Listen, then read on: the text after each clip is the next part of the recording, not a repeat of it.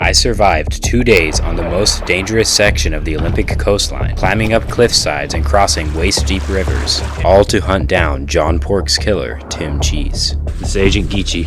I'm reporting to you right now from the remote Olympic coast. There's only one reason I'm all the way out here, and that's to hunt down Tim Cheese. Tim Cheese is the alleged murderer of John Pork. After I shut down his illegal Fent reactor operation, he fled to this remote corner of the country. It's 3 miles to get to the coast.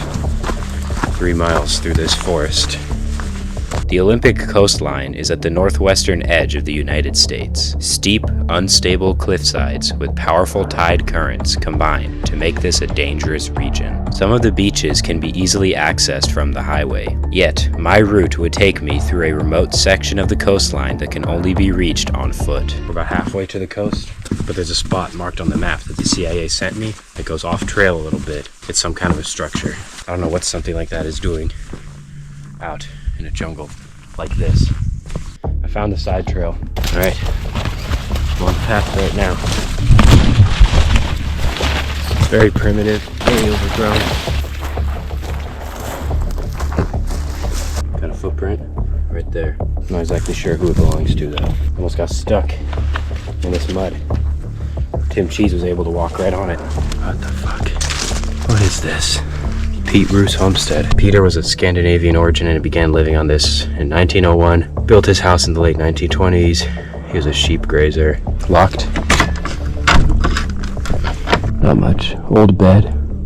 It's a bottle. Something. Some Scandinavian dude's house in the middle of fucking nowhere. Here's his well. Whoa, that's deep. What is this? Oh. Thought that may have been a wasp's nest. Maybe a storage shed that he used. Ooh, that looks like a rat's nest. Tim Cheese could have very well been in here. You know, they said this guy was here in the early 1920s. It's not even that long ago, but you gotta imagine how that would have been. Going from Scandinavia to the other edge of the world, making your way all the way out here, doing all this trekking, and building your own house right there. It is something to think about. Okay, I'm back on the main trail now. It's not too far to the coast. I think I can actually hear the waves of the ocean. Made it to the coast. Jeez. That's a whole island out there. Looks like our path is now following the beach. So, Tim Cheese is hiding somewhere on the coast. Could be anywhere, so gotta keep my eyes peeled. There's a lot of activity out here. Now, this is interesting. Area closed for your safety. Tim Cheese definitely put that sign up. It is certainly falling apart. What the fuck sits here? It's been trashed. No sign of cheese though. This is pretty chill. Definitely could fall right through the floor, but I guess we don't need to think about that. Got another building here. What the fuck? Osset Memorial? Our people have shared the wealth from the land and the sea we have gained from this site. The Maka Indian Nation. These are all bones. Shells, bones. Look at all this stuff. Holy cow. Man, I wonder if Tim Cheese saw this. Exclusive intelligence says Marvin Beek, notorious hitman, is also on Tim Cheese's trail. That would mean he's operating in this very same area as I am. Maybe he even recruited these little robins. I also have to be cautious of the tides from here on out.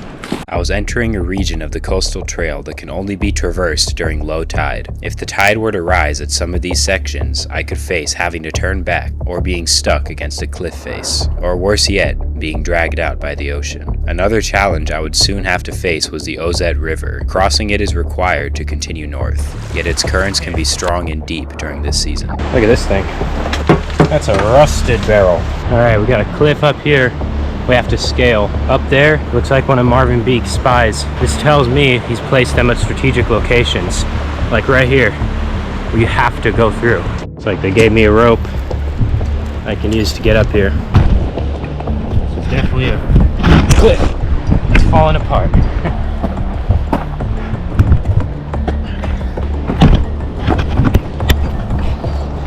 I wonder if Tim Cheese placed that there himself.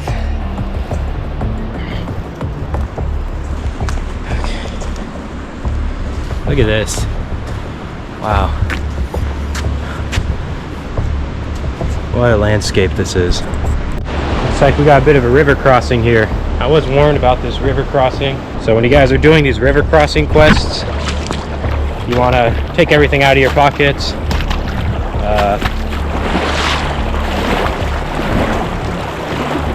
Go slow enough, you know, that the current doesn't take you. We got a pretty strong one here. Pretty strong. I think I'll be able to fight it.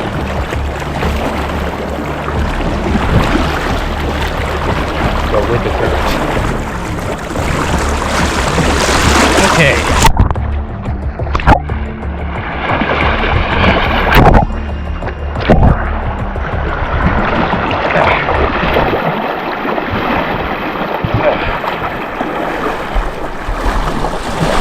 And you want to loosen up your hip straps and chest straps in case it does decide to take you.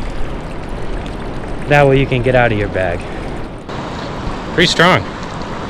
And I have to do that again tomorrow. The starfish. I'm going to take advantage of the river that almost just swept me away. Fill up some water. We passed many of the obstacles already, but I don't know what lies ahead.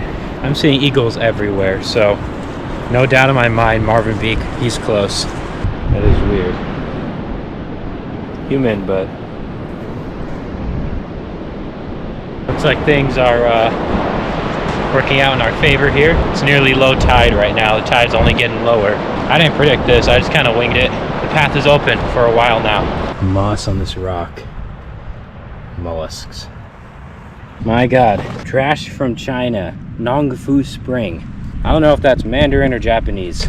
There's all sorts of shit washed up here. A wooden board. Yeah, it's a tire. There's fucking buildings up there. I've got to check that out.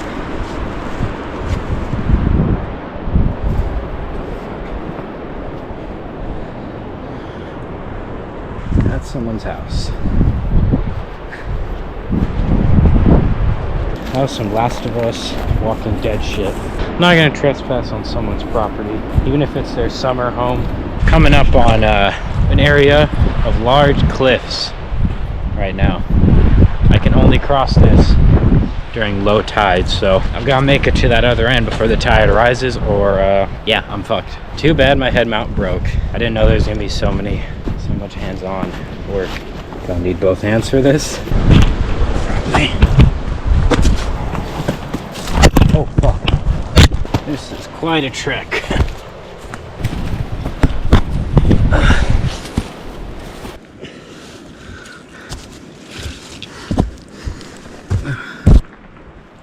It's like the pit of death down there. If this isn't sketch as fuck, I don't know what is.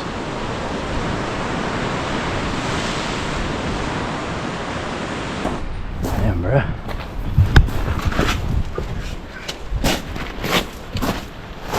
I think we must be at Shai Beach by now. Come and find a place to set camp. Slept here last night. There's the beach. Yeah, I made it all the way to Shai. Unfortunately, all of my gear is fucking up on me. My water filter broke, head mount for the camera, as well as my portable charger that I fully charged is now dead for some reason, so we're gonna make the trek back today. I soon saw that my route back along the coast was blocked by the high tide. I'd have to wait several hours for it to recede, so I decided to take a gamble and take the long way back. Following a maze of logging roads with my GPS dead, I just have to rely on my compass and keep going south.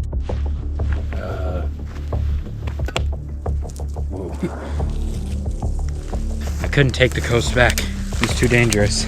The tide was too high. I would have had to wait too long. I've been on these abandoned logging roads, seeing weird fucking footprints. I think they're bear prints. It's gonna be dark soon. I'm seeing big and small bear prints. It's a mother and cub. Well, this is from today. If I run into him, I'll try and pull the camera out. I've been hiking all day. This is the first progress update I've made. It's already almost dark actually. Sealed bid auction. This fucking land I've been on is for sale. Keep seeing this bear's tracks. I'm just following him basically.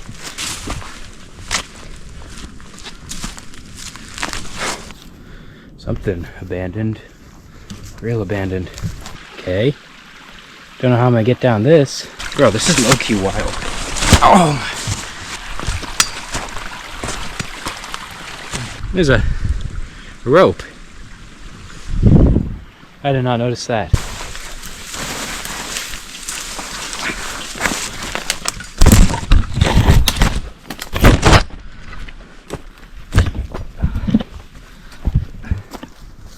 I may have been better off on the coast, dude. Now look at this. Completely logged forest. I always get these apocalyptic feelings whenever I see these. Crazy the effect humanity has on these forests.